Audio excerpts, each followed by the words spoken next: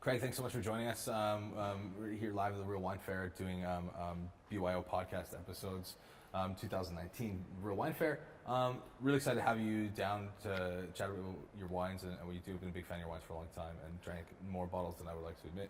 Okay. So it's cool to have you. So why don't, for people who maybe don't know your wines, just talk a little bit about who you are, what you do, and where you're from, and then we can dive into what you got in the bag for us. Yeah, for sure. Pleasure. Thanks for having me. It's always an honor to be invited to do things like this. Step out of the madness of the mosh pit and get in here in a nice little sanctuary and talk about some wine.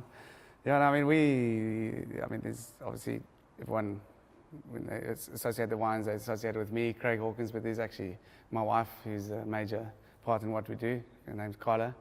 Obviously, without her, I wouldn't be able to do what we're doing now. So we run the business, we run the show. There's the two of us. We're in the Swartland, so it's a region of just north of Cape Town, and our farm's about 2 hours north of Cape Town. So there's a mountainous area called the Olifantsberg, which is Elephant's Mountain, and it's a beautiful area. It's like flat wheatlands, and then you have these mountains, and we're like right on the middle of one of these mountains, so we have a nice view. Good for drinking wines and beers and stuff, but also good for planting vines. So we've been going 12 years, so it's good now. We're starting to put one step in front of each other and find out where we can and can't go. Yeah. And the UK market's very appreciative of what we do, and that's where we started. So good to be back here. Yeah, cool. So why don't you grab the first bottle out of the I bag think and let's start with the. What we got? We got the I Wish I Was a Ninja. So that's a column bar. I like to call it a method ancestral. That's exactly what it is. But for those that don't know, it's also a pet nat. But I like to call things as the roots is what they are. This is a wine that I've been doing since about 2011, but successfully for the last 3 years, because the first years I just was making mini bombs and things were exploding. But what I'm searching for with this wine is I used to, growing up as a kid, I love sour sweets, and this for me is like my sweet and sour wine. Yeah. So it's from Columbar, which is a great port to South Africa obviously when the settlers came there from Holland, and used for brandy production. So now we're left with these old vines that are, they give you these nice depth and low pH and structure, and that we're working with this for was perfect for making sparkling. So there's about 25 grams of sugar there, which is a lot, but there's also like half of that is acid, so 12 grams. Yeah. So the most difficult thing about this one is, the process. So we bottle it at 60 grams per litre sugar, and it has to be really clean when it goes into bottle, and it's about, and then it ferments down to about 25, and the yeast kills the fermentation. That's the boring part. But the fun part is this: my friend Paul on the label. I do all the labels myself. We make about 18 different wines, but this is called I Wish I Was a Ninja because he does wish he was a ninja. And I took that photo of him with my iPhone in the swimming pool. So it was just a perfect capture of that moment, and I think what we're trying to get with this wine. I like to make people smile. Totally. Yeah. We talk a lot about when we do a show, what is people talk about what's a great wine, and I think what I often think about is what are the outcomes, what are the experiences created by that wine, and for me that's what makes a great wine. Yeah. So if it's trying to create that kind of really excited, joyful moment, if the wine is a catalyst to help make that happen, that's a great wine. That's a great moment, right? And I can only imagine the moment. That's Encapsulating that is really cool. So yeah, that's a good way to describe what we do. I haven't actually heard people talk about it. That's a cool way to do it. What I do all the labels, myself, and it's all very personal. There's nothing. So it's not as photos I've taken my wife or my brother. So it's kind of raw, but I am on the back labels and the front labels. It's about capturing that moment. And I think humor and I think the lightheartedness in the conversation that we're doing now is sometimes we're talking past each other, and I think that's particularly why I like the wine scene now at the moment. Is it's bringing particularly young drinkers together to appreciate wine. Yes, not everybody might like the same wines, but it doesn't matter. We're having dialogue. Yeah, that's really the heart of what this show is about. Is I always say to people nothing brings people together better than a great bottle of wine.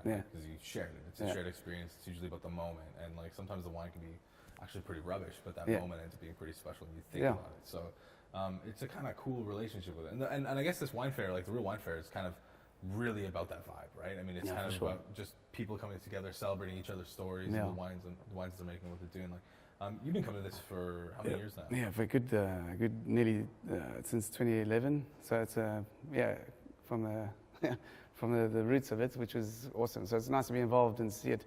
When I came here, it was I was a bit younger in my 20s, and for me it was just about seeing my heroes, these guys that making amazing wines and drinking. Sharing a glass of wine with Terry Puzula, who back then was like, a real maestro and influencer. And that was cool for me, is just taste and meet people. And from there we've grown and developed, a nice little market in the UK, which works well for us. Yeah, And you spent some time in the Roussillon once upon a time, right? yeah, definitely. Yeah. Like, that's kind of just that. You can talk a bit about. What Yeah, you're it was doing. with Tom Libber from Domaine Matassa. He was a big influence on what I do today.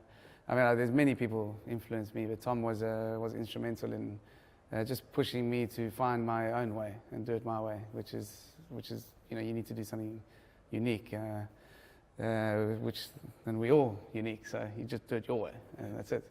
So the Roussillon was the reason I wanted to go there was because the Roussillon is very similar to Swartland, dry, hot Mediterranean climate. So I wanted to learn as much as possible in those kind of climates. I worked in Spain, Priorat, Portugal, Roussillon. I traveled around Sicily, and it was massive for what we do.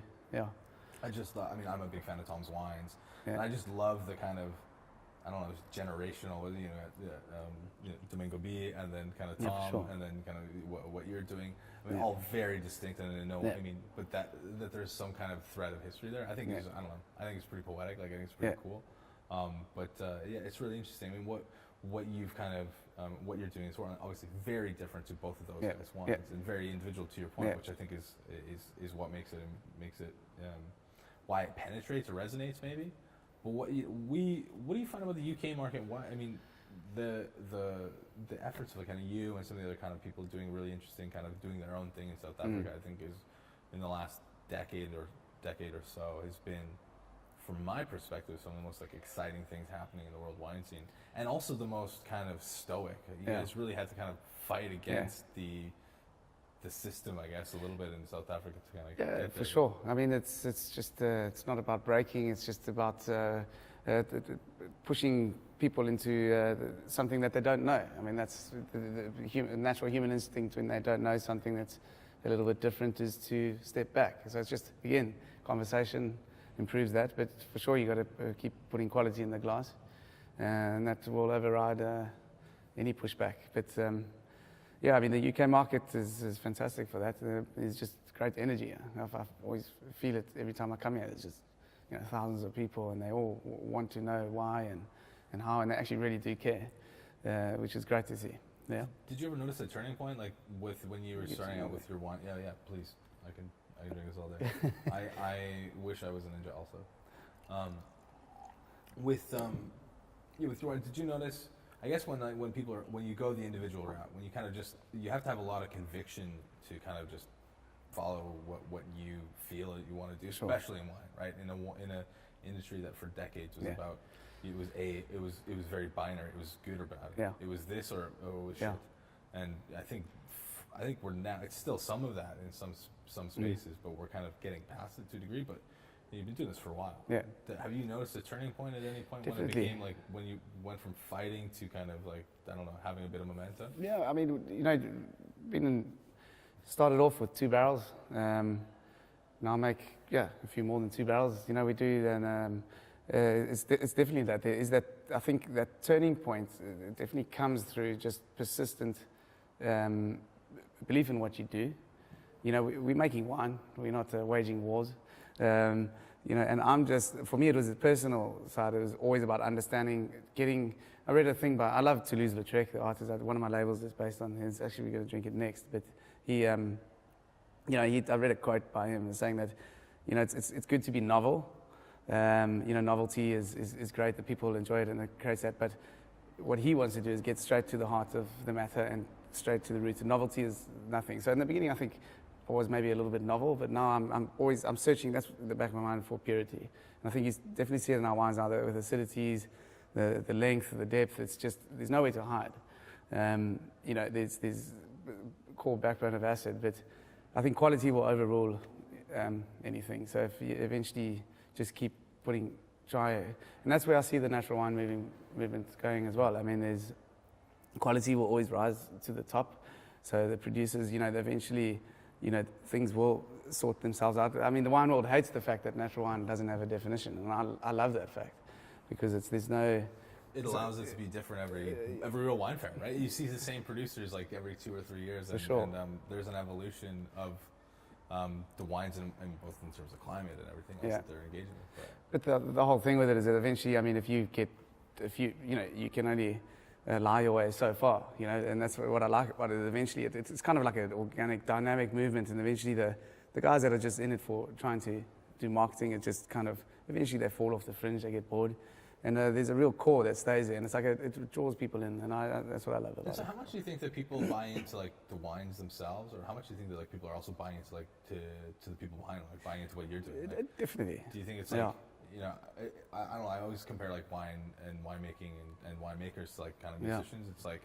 For sure. Everybody's got that rock star or that musician that they like that had a bad album. Like, I didn't really like that album, but I'd be such a fan of that guy. I will buy that album and I will support them through. And there's that kind of a meaningful relationship that people have. There is that. I mean, and I think that for sure my influence on it is paramount to what we do, because it's only I know why I made it purple on the glass, because I didn't want to have white wine or red wine in there. I wanted something with a bit of mystery. That the small details, like I put here, lots of always a little comments on there, and it's only I can push that, and for sure people buy into my energy, and when you look into my eyes, my conviction in what I do, and that's what I love about it. It's not just a brand that I mean, nothing against Nike. It's just like you see that it's much like, you can compare it to like farmer's market. You go to that old guy, he's got great tomatoes, and if you were to put like a businessman in a suit selling the same tomatoes, they probably wouldn't taste it sweet. Right. Yeah. You're supporting that guy. It's true, right? And I think people like to. This is like way too like nerd. I won't go too deep down this rabbit hole because I'm just like nobody cares. But like you can actually, if people know that like what they're doing affects positively, or that it affects somebody that they believe in, they feel good about that. Yeah, definitely. And it doesn't mean that they'll I'm going to buy tomatoes that taste gross because I like that guy. I still need my tomatoes to satisfy my need for good tomatoes. Yeah, definitely. But you put like a juicy tomato sold by some faceless, heartless kind of entity that has no positive impact on the world, or you sit an equally good, probably better tomato next to it. Yeah. And there's a meaningful thing. Hey, I know I'm going to help that community. I know I'm going to help contribute to that guy's family or somebody that I believe in. Exactly. I mean, it's obvious, right? That's it. I mean, a lot of the guys that are here, a lot of smaller guys, we've put everything else on the table. There's it's my wife and I, we don't have investors or anything. It's our business, and we have to, go from that. And everybody that takes a sip of our wine is investing in what we're doing, allowing me to live on a mountain and enjoy the sunset. But obviously there's a lot of hard work that goes with it. And so have you noticed kind of like a change year over year? I mean, it's been 2 years since we had the last real wine fair, I think, and you've been coming for as long as almost anybody at this festival. Have you noticed any differences year over year, or even whether with response to your own wines, or how you feel about your own wines, or just the market in general? Yeah, it was 2 years ago. I thought it was last year, and that's how time flies when you're farming. But it was definitely. I mean, we've always fortunate to have like a really good response in the UK market. So like our table's always full, which is great. It's nice to see smiling people and happy, passionate about. They tell you stories about the wines. But I have seen the major thing that I've seen difference between now and then is just the quality level throughout the producers has just increased. The wines are more focused in general. If you paint everything in one stroke, I just think the quality level has gone up, and the quality of the consumer, the quality of the person, just asking the kind of questions you ask. There's 3 countries. There's Japan, the Scandinavians. So it's not technically a country, but like a Denmark, and here where the questions they ask are just so focused, and they know what they want. And it's good. You don't have to explain too much. You're pushing on an open door, I guess, Yeah, right? exactly. You're starting a good spot in the conversation. And that's Well, I mean, plenty more to chat about. Let's see what you got next. And, so we got this is the Bandito. Sorry, I didn't open it beforehand. This is where it all started for me, so I thought I'd bring this one. Cool. It's a skin contact white wine, skin macerated white, orange wine, whatever you want to call it. I started this in 2008, and so it's called Bandito, and I put made from grapes in the middle. Yeah, I love it. I got an Irish harp. I got an Irish passport, so it allows me to travel without visas and things, which is useful. Keeps it easy. But this poster was based on the Toulouse-Lautrec thing from Le Chat Noir. The price is the vintage. And this is, I made 2 barrels of this in 2008, and it's allowed us to now pay for the plane tickets to get to here, sit here, talk with you. So, and I've come a long way with skin macerated white wines. So I wanted to know why, first of all. That's why I made them. I'm not from a winemaking background. My brother got me into wine. He started wine 5 years ago, and we laughed at him. And then I started working for him because I needed money, and then I got into it. And I didn't want to go back to South Africa after working in Europe and just make something that I didn't really believe in. And these wines struck a chord with me. So I went back to South Africa and made one. And that was so different to everything that there was major kickback. And the world was, not the world, the South African market, we didn't really sell much wine. My mother brought a couple of bottles. Actually, I had to give them for free. But now it's developed. And the skin contacts are now, back then the wines were way more extracted. Almost like, I compare it to like IPA beers, very hoppy and stuff. But now, the last 5 years, I'm looking for focus. And, looking for skin contacts must uplift as opposed to dominate the wine. And that's my major thing. So I'm looking for elegance. And do you still do the El Cortez as well? Cortez, was the other one I did at the same time. So it's very light, delicate as well, but intense at the same time. And the Cortez was, that's probably my best dry, just straight dry Chenin. Actually, the vineyards are next to each other, and they're very precise. So and that's what I like about it. Yeah, it's amazing to see kind of like the evolution of this wine, and that's interesting. We've talked about that with a few people today too. It's kind of like where they were to like where they are now, kind of like how their own journey has kind of shifted and changed, and as they find their own focus, I guess, not in terms of like technicality, but in terms of vision, if that makes sense. And for sure. I think that's part of it too. I mean, and that's why I compare it so much to art, to music. It's like this: you follow the journey and career of this person, but also the unique thing about wine is that interaction of terroir, right? I mean, you don't have that relationship with like what you're actually producing it from. I mean, an artist can pick whatever paint color they want. A musician can pick whatever instrument or producer they want. But as a winemaker goes on this kind of evolution of like finding their vision, it's like working with this. You have a relationship with what you're making. Yeah, exactly. Well, that's it. You need to. For me, it's just about getting to the heart of the matter and going straight to the core. And I want my wines to know where to hide. I want them to, this is. Bacteria in my body they like acid and chilies, so my wines generally are. I mean, you have a massive. You say 18 wines? Is that what you made this? Yeah, we make 18 different wines. So there's quite a few. With what else do you drink? I mean, there's 18 wines. Probably like keeps you. I mean, I drink other people's wines. Yeah. I like water too, sparkling water. But I mean, I don't. I like anything that's made with a bit of passion and a little bit of focus.